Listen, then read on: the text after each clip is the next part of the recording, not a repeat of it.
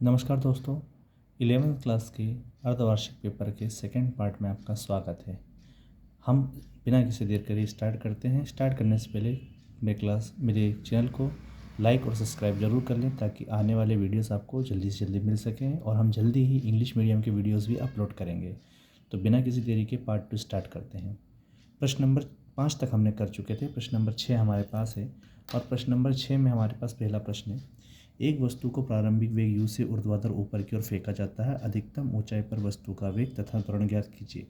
मान लीजिए कि आप किसी वस्तु को जमीन तल से ऊपर की ओर फेंक रहे हैं और इसका प्रारंभिक वेग u है। तो जब ये अधिकतम ऊंचाई पर पहुंचेगी तो अधिकतम ऊंचाई पर इसका अधिकतम ऊंचाई पर वेग इसका होगा 0 और इसका जो त्वरण है वो नीचे की ओर लागू होगा और नीचे की ओर जो त्वरण लगेगा वो गुरुत्वीय त्वरण लगेगा और जो कि त्वरण हो जाएगा गुरुत्वीय त्वरण के -g के बराबर। ये था प्रश्न नंबर आपके पास 6वां। प्रश्न नंबर 7। प्रश्न नंबर 6 का अथवा हमसे एक और चीज़ कह रहा है। 6 के अथवे में एक प्रश्न और आपसे दिया गया है और वो दिया गया है हमसे अथवा। इसका हम देख लेते हैं। अथवा में दिया एक समान गति के लिए स्थिति समय ग्राफ तथा वेग समय ग्राफ का नमूना ज्ञात कीजिए। यह हमें नमूना बताना है कि स्थिति समय ग्राफ और हमारे पास क्या होगा एक समान गति के लिए। एक समान गति के लिए स्थिति समय ग्राफ इस प्रकार बनेगा कि ये हम दो अक्ष ले लें। ये हो गया x और ये हो गया y। यदि हम x अक्ष पर समय को ले लें, x अक्ष पर हम समय लें और y अक्ष पर हम स्थिति ले लें तो हमारे पास एक समान गति के लिए इस प्रकार हमारे पास ग्राफ बनेगा। एक समान गति के लिए स्थिति समय ग्राफ इस प्रकार बनेगा। इसी में वेग समय ग्राफ पूछा है। एक समान गति के लिए वेग समय ग्राफ। तो यदि हम यहाँ पर ले लें समय और यहाँ पर ले लें वेग तो वेग एक समान है और समय निरंतर बढ़ रहा है। तो इस प्रकार का हमारे पास इसका ग्राफ बनेगा। ये प्रश्न नंबर 6वां था। प्रश्न नंबर 7वां है वृत्तीय गति के लिए आवर्तकाल और आवृत्ति को परिभाषित कीजिए। वृत्तीय गति मतलब यदि हमारे पास कोई वस्तु है और इस प्रकार वृत्तीय मार्ग पर r त्रिज्या के वृत्तीय मार्ग पर गति कर रही है तो आवर्तकाल क्या होगा? एक चक्र पूर्ण करने में लगा समय। यदि वस्तु यहाँ से चल रही है और घूम के वापस इसी स्थिति पर आ रही है तो एक पूर्ण चक्र करने में जितना समय लगेगा उसे हम कहेंगे उसका आवर्तकाल। क्या कहा जाएगा? आवर्तकाल। और आवृत्ति क्या होगा?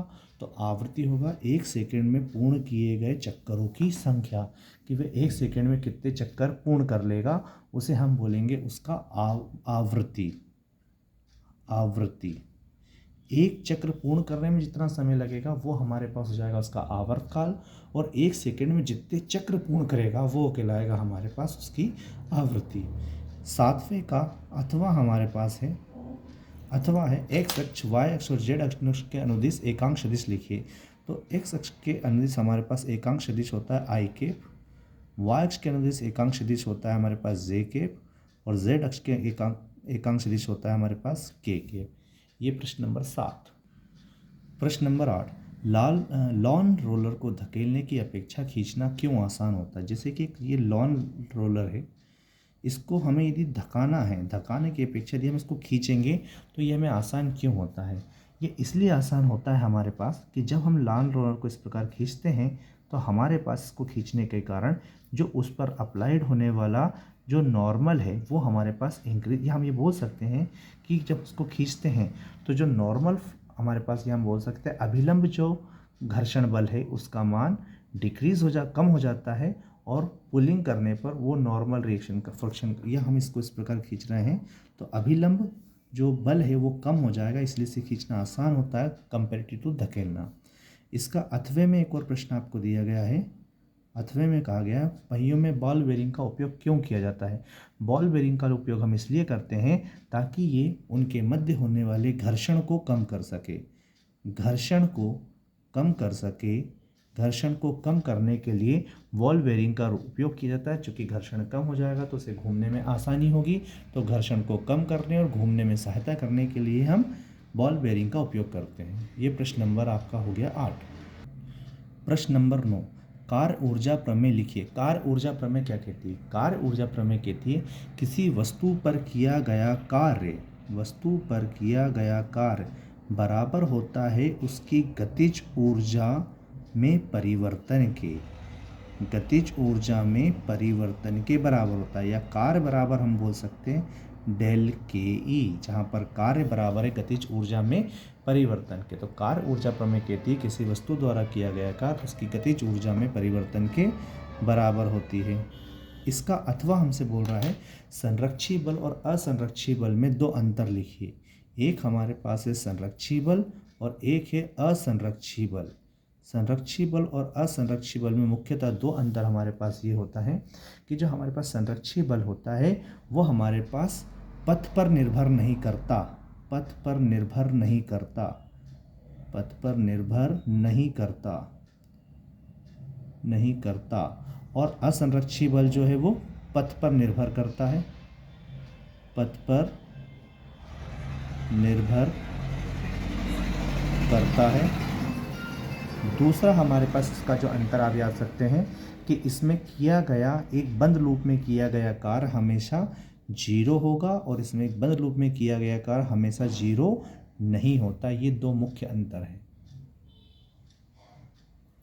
प्रश्न नंबर 10वें में हमारे पास है बोल्ट से कसे नट को पाने की सहायता से आसानी से खोला जा सकता है, क्यों?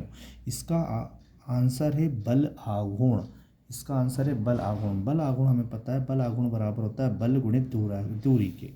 जितना ज़्यादा हमें दूरी और बल के बीच में लंबवत जो दूरी होती है, हम इसकी सहायता से बल आघूर्ण लगने के कारण हम बोल्ट से कसे नट को पाने की सहायता से आसानी से खोल सकते हैं। इसका अथवा वाला है कि यदि पृथ्वी पर के ध्रुवों पर उपस्थित समस्त बर्फ पिघल जाए तो पृथ्वी के घूर्णन पर क्या प्रभाव पड़ेगा, कारण सहित व्याख्या कीजिए। इसका सीधा सा कारण है यदि पृथ्वी के ध्रुवों पर जमी हुई बर्फ पिघल जाती तो वो पूरा पानी आकर ओशन हमारे जो समुद्र वगैरह हैं, समुद्र वगैरह में जाएंगे और वो हर जगह इक्वली डिस्ट्रीब्यूट हो जाएंगे, जिससे पृथ्वी की घूर्णन गति कम हो जाएगी। और घूर्णन गति कम हो जाने के कारण पृथ्वी में जो दिन का समय है वो बढ़ जाएगा। मतलब यदि पूरी बर्फ पिघलती है तो पृथ्वी का घूर्णन काल, जो घूमने का समय है वो थोड़ा बढ़ जाएगा और बढ़ने के कारण दिन का समय भी बढ़ जाएगा। प्रश्न नंबर 11, सार्वत्रिक गुरुत्वाकर्षण नियम लिखिए। सार्वत्रिक गुरुत्वाकर्षण नियम होता है दो पिंडों के मध्य लगने वाला आकर्षण बल उनके बीच उनके द्रव्यमान के गुणनफल के समानुपाती तथा उनके बीच की दूरी के वर्ग के व्युत्क्रमानुपाती होता है। जी m1 m2 बटे में r स्क्वायर, जहाँ g एक नियतांक है जिसका मान 6.67 गुणित 10 की घात ऋण 11 न्यूटन मीटर स्क्वायर प्रति किलोग्राम स्क्वायर होता है। इसी का अथवा हमारे पास है पलायन चाल किसे कहते हैं।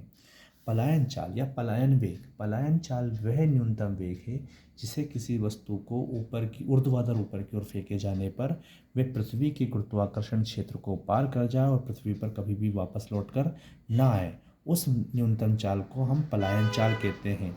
पृथ्वी पर पलायन चाल का जो सूत्र होता है, पलायन चाल का जो सूत्र होता है वो होता है 2gr के, और पृथ्वी पर पलायन चाल का मान है लगभग 11.2 किलोमीटर प्रति सेकेंड। एक बार फिर से परिभाषा बोल देता हूँ। पलायन चाल वह न्यूनतम चाल है जिसे किसी वस्तु को ऊर्ध्वाधर ऊपर फेंके जाने पर वह पृथ्वी के गुरुत्वाकर्षण क्षेत्र को पार कर जाए, पृथ्वी पर कभी भी वापस लौटकर नहीं आए, उसे पलायन चाल कहते हैं। इसका पृथ्वी की सतह पर जो मान है वो 11.2 किलोमीटर प्रति सेकेंड है। प्रश्न नंबर 12, हुक का नियम। हुक का नियम क्या कहता है कि किसी वस्तु पर आरोपित बल उसके विस्थापन के समानुपाती होगा। मतलब F जो है वो समानुपाती होगा विस्थापन के। अब यहाँ से समानुपाती चिन्ह को हटाएं तो ऋण के x, जहाँ k हमारे पास एक नियतांक है, k एक नियतांक है जिसे बल नियतांक कहते हैं, जिसे बल नियतांक कहते हैं, जिसे बल नियतांक कहते हैं। और ऋण चिन्ह, बल जिस दिशा में बल लग रहा है विस्थापन उसके विपरीत दिशा में है, ऋणात्मक चिन्ह उस चीज़ को प्रदर्शित करता है। तो बल समानुपाती होता है उत्पन्न विस्थापन की। हुक का नियम है। इस वीडियो में मैंने 2 नंबर के प्रश्नों को कंप्लीट किया है। आने वाले वीडियो में हम 3 नंबर प्रश्नों को सॉल्व करेंगे। तब तक के लिए thank you very much. Please channel को सब्सक्राइब जरूर करें। Thank you.